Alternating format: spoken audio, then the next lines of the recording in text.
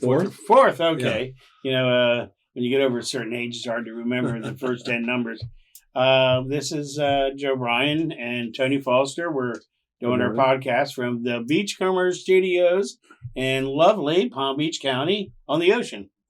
Beautiful place. Great setting. You couldn't tell by being in this office that we are near the beach or in anywhere. But we are 300 steps from the ocean. It does feel like we're back in jail, though, right? Yeah. Did you ever experience that? Overnight once. Me too. And actually, this is worse because at least in jail you had a little more space to walk. It's like they have bars here. You go back and forth like, sure. The lions do in the zoo. So anyway, we're representing Best Practices and the Beachcomber, who is sponsoring the podcast for us. Right. And today we're going to talk about a couple of subjects, right? We're going to talk about ongoing arrests that keep happening throughout the state of Florida. Mm-hmm. And it's not just the state of Florida, but that's what affects us the most. And it affects people possibly wanting to come to Florida to treatment. And we're also going to talk about the stress and pressure, particularly for newly sober people who are traveling these days, with what's going on in airports and flights and all sorts of things where a 2-hour delay on a flight is becoming commonplace. And I think you just experienced that, right? I thought you were going to say we're going to talk about your salary for the podcast, about the increase in your salary. 100% increase times 0, I think, is still 0. That's right. We're only going to go increase by percentages. Yeah, we'll increase it by 100%. I like that one. Well, we can make you chief operator in here. Oh, okay. That's so you can tell we're doing a shoestring, but it's so professional. If we were to charge someone, what would you think? I don't know. It's hard to put a finger on. It's hard to put a finger on. Yeah. We have a lot of experience between us, though. Yes, we do. We do. And I'm not so much in podcasting, but... no, but in your knowledge of the industry, over 40 years. And I did marketing for a long time, so I had to talk for an hour and say nothing. There you go. I was at this, I think I told you before, I was at this meeting where this guy kept doing that, and they kept saying, give us one example. And he never did. And by the third time, they gave up. I was thinking of my days of marketing, how I remember people saying a lot of things, but never saying anything. Right. So we got a bunch of arrests in the last few weeks, right? Yes. Again, it's popping up. I think we had there was Medicare fraud in Miami, and then they had a patient brokering case. Right.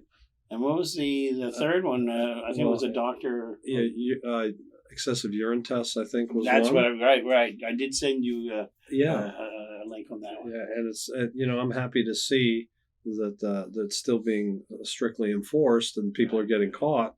I think people thought that since FAR came into existence and some other things have been done, a lot of bad treatment has gone out of business. That this wasn't policed as much as it was, but it is being policed, and they are still putting people in jail.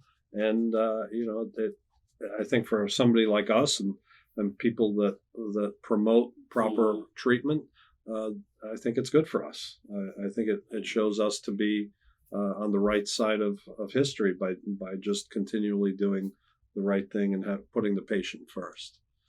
But I do think that this part of the aspect is on the back burner because it's on the front page. And that was what, the people initially were a lot of politicians in it, were in it for the votes, and now it's the next, whatever the next one is. Now it's more real. Yeah, the next one is COVID or whatever it's after COVID. Yeah. Right. Of course, COVID took and that always took the front page, back page, middle pages.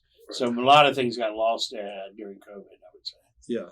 I think I'm not even sure that those meetings that used to happen monthly where they talked about the busts.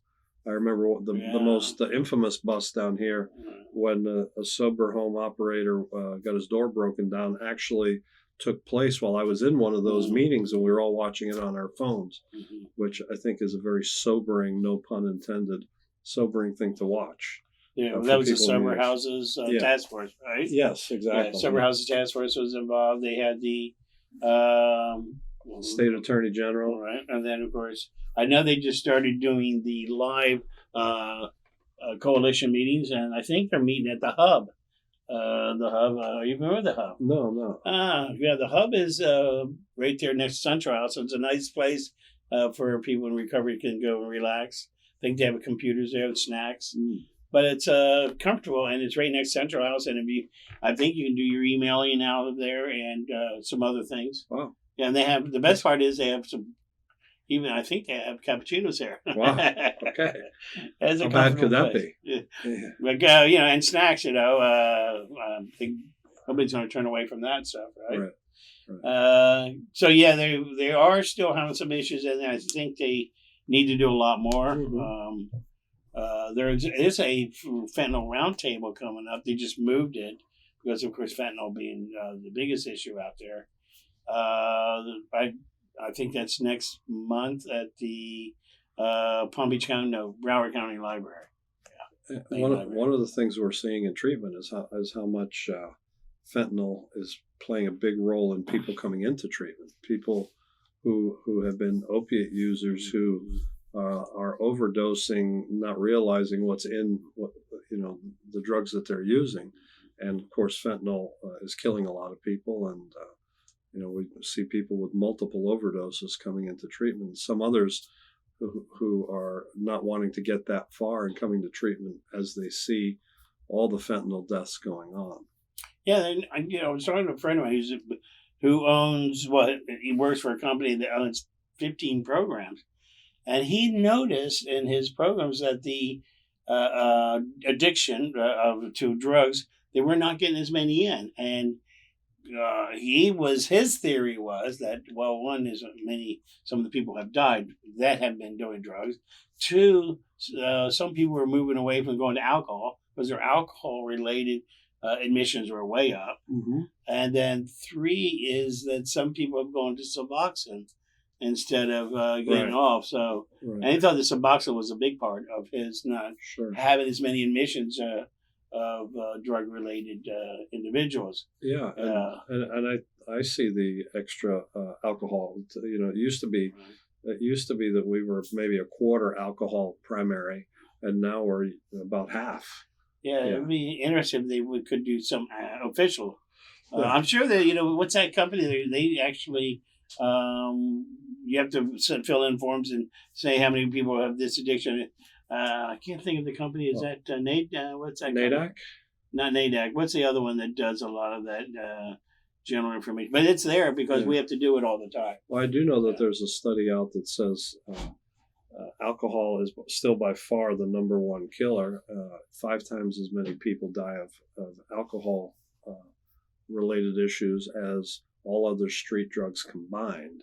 Now I heard now.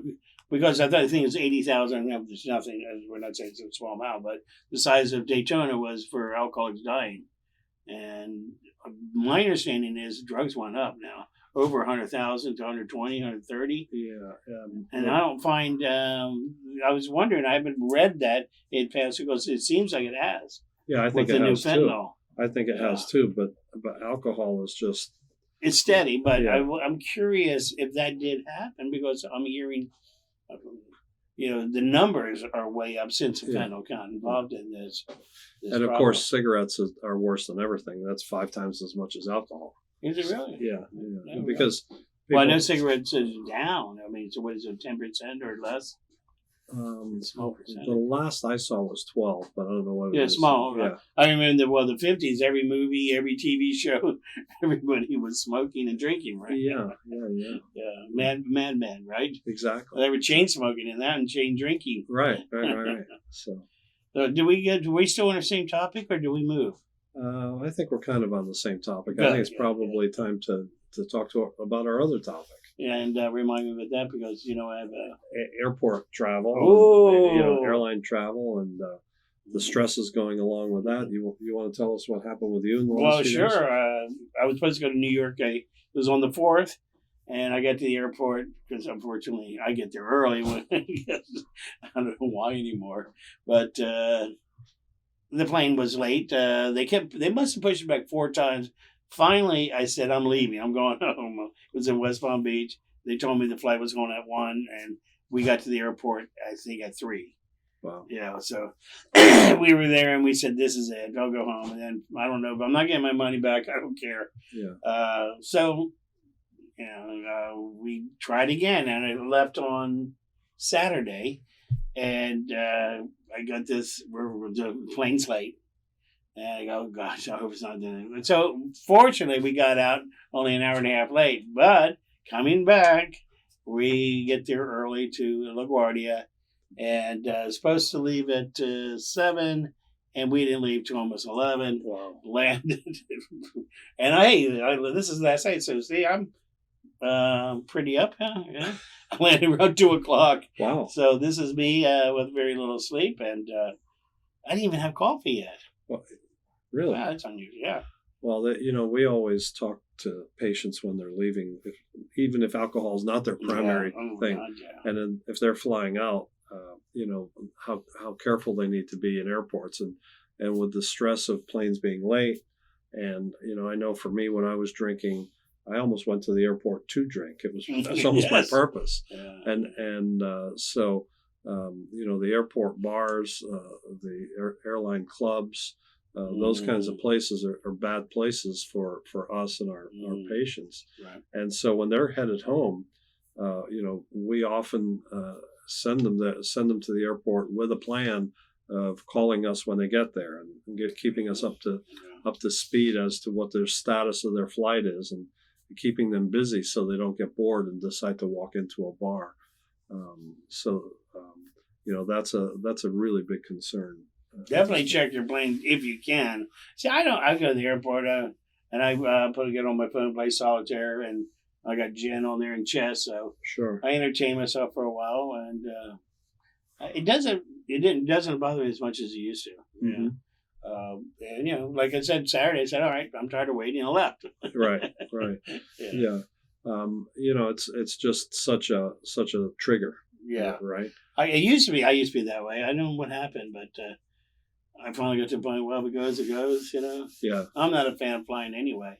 So part of me kind of glad I'm still sitting on the chair, not in an airplane. Yeah. In a previous life, I flew virtually every day during the week. And so flying was like driving almost. It's just what it was.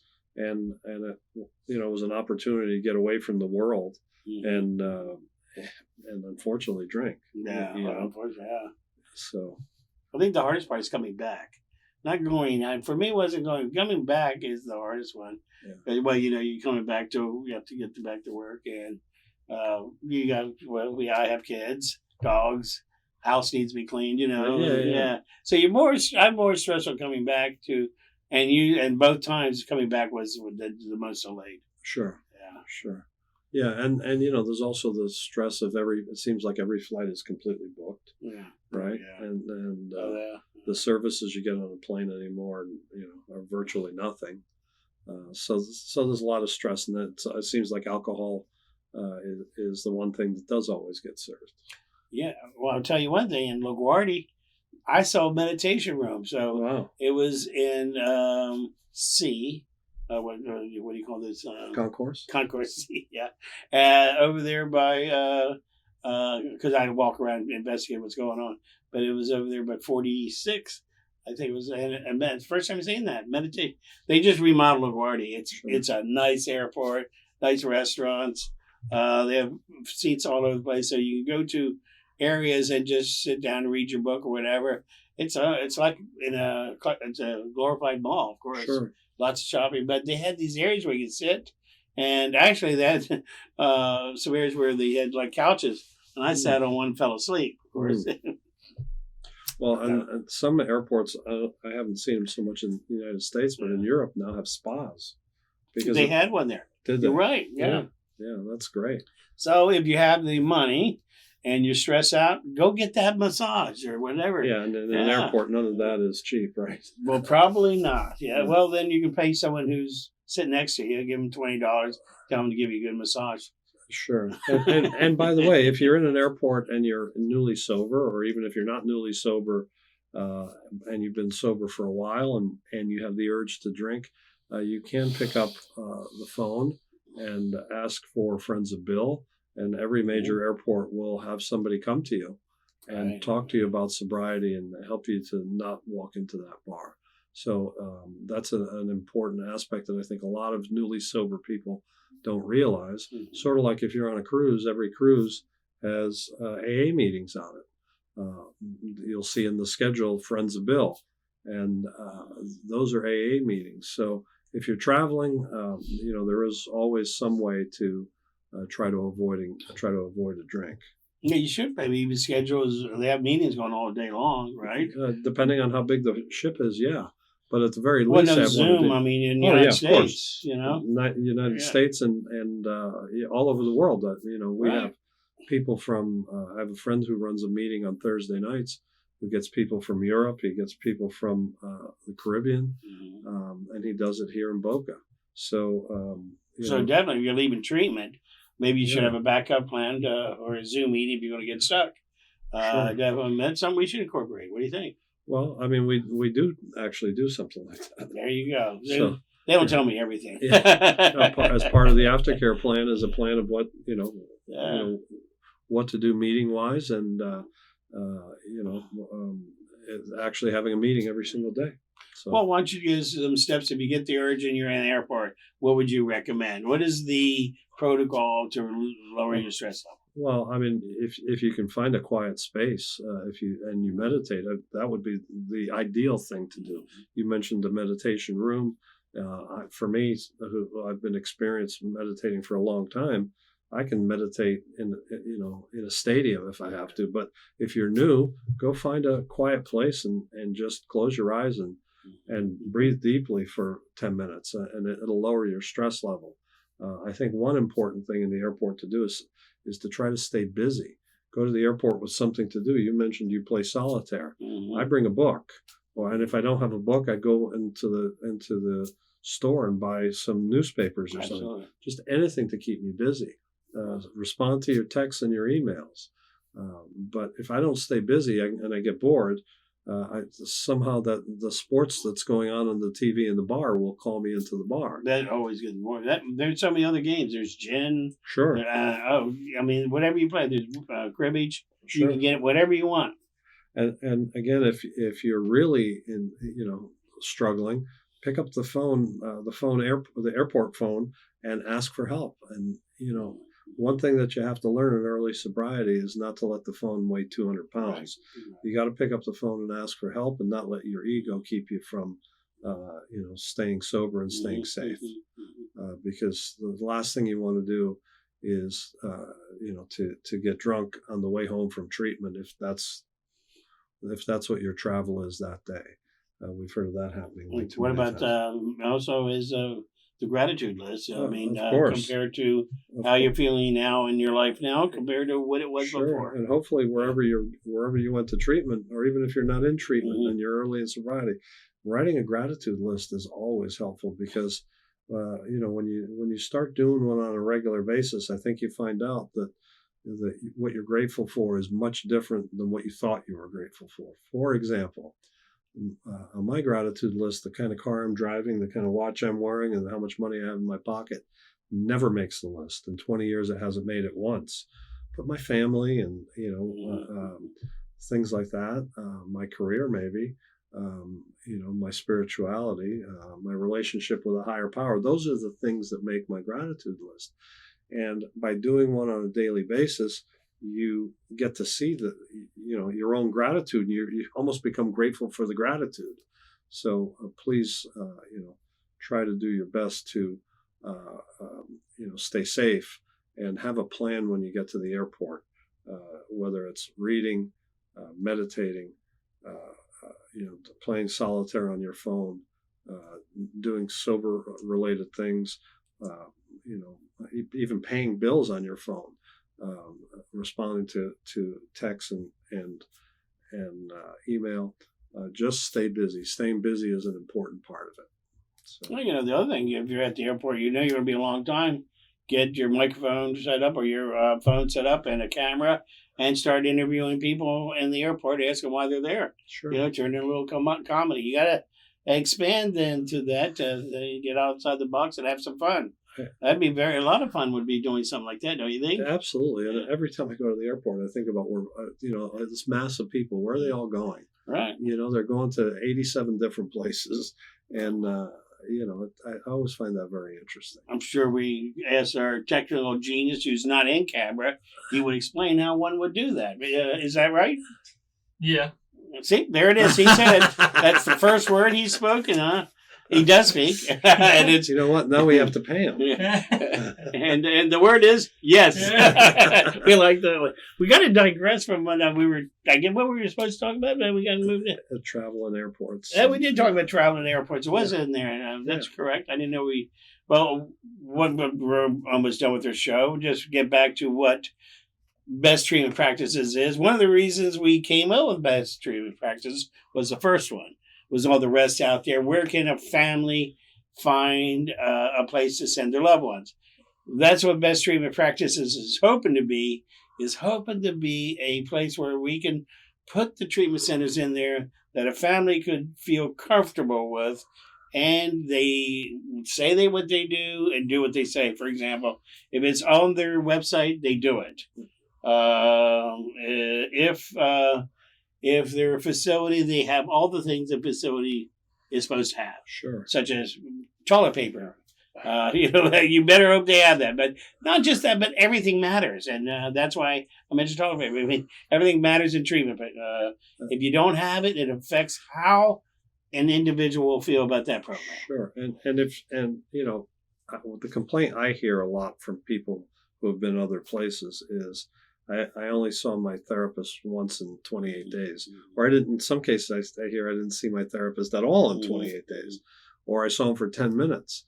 If you're supposed to see your therapist once a week at least, make sure that that's what you get. Because if it says on the website, this is the program, 5 group sessions a day, once a week, meeting with your therapist, trauma treatment, then that's what it ought to be, right? And what I always heard was that they were told they would get back to them, or the therapist would see them, and it never happened. Sure. And whatever, or they were told they were going to fix that, never got done.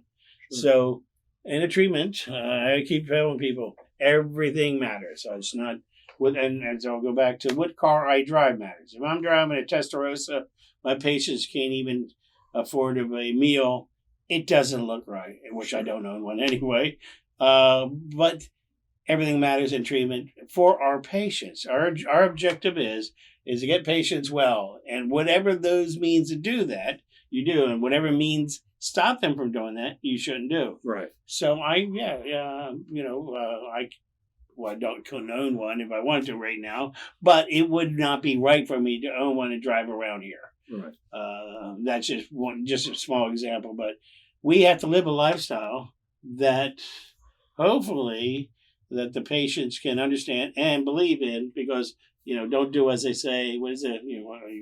Do as I do, not as I say. Yeah. So it should be do as I say and I do it as well. There you go. Yeah. Something like that. But sure. I live on the property, so my life has kind of an open book with the patients here. I eat the same food oftentimes, in fact, and I have to put up with Tony. So there you go. That's probably the toughest part. And his wife. Yeah. Well, we better not say that. Now we won't go there because the same thing with my wife, who actually works at the Beachcomber. Yeah. And so it's a little hard to. That's why I am now in a different position of working on podcasting and trying to do some things outside that help the addicted person and hopefully give us some. I'm trying to think. They were not clout, but political clout. Because the addicted person influence. Has zero influences. Yeah. We have no influence in what goes on for the addiction recovery industry. Very little influence. It goes to different groups, but not the treatment centers and not the addicted person. Right. Yeah. So we will end our, hopefully next one we're going to do on Facebook, right, Chief? And we're going to do it live? And we're going to do it live, so we're going to have to tell everybody we're going live and do it. There you go. So our executive has said as much as he will. Now he's only shaking his head. So with that, we will knock out. Thank you.